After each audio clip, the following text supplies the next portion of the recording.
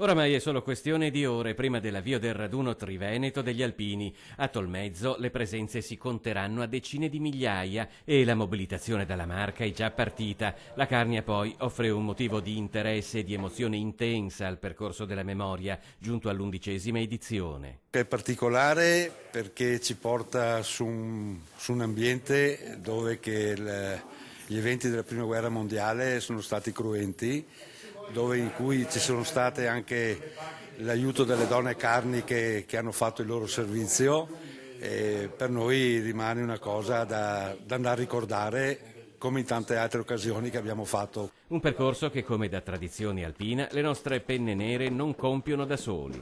Vi portate anche il mulo, perché il mulo fa parte della nostra storia.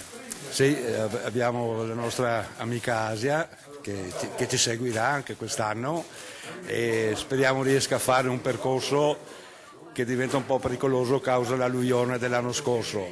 Vedremo sul posto con gli amici della Carnia che ci hanno organizzato il percorso e capire se è possibile farlo o eventualmente la lasciamo a riposo per un giorno e andremo a piedi noi. 3 giorni intensi quelli che attendono gli alpini del Triveneto nel capoluogo carnico. Questa poi di Tolmezzo si rivelerà sicuramente una grande adunata invece, no? Perché? Perché diciamo che i trevigiani, quella è la patria della Giulia in sostanza, no? Dei reggimenti della Giulia, vuoi alpini, vuoi artiglieri da montagna, vuoi alpini d'arresto. Quindi sarà un Triveneto particolare questo, perché provo a immaginare tutti quelli che hanno fatto gli alpini o il servizio militare nella Giulia confluiranno sicuramente lì.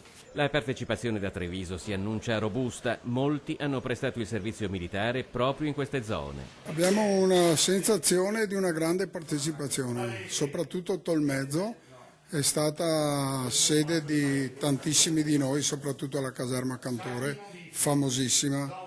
Lei è stato alla Cantore? Io sono stato alla Cantore. Quindi il fatto che l'hanno riaperta per gli alpini, che cos'è per lei? È una grande soddisfazione, guarda.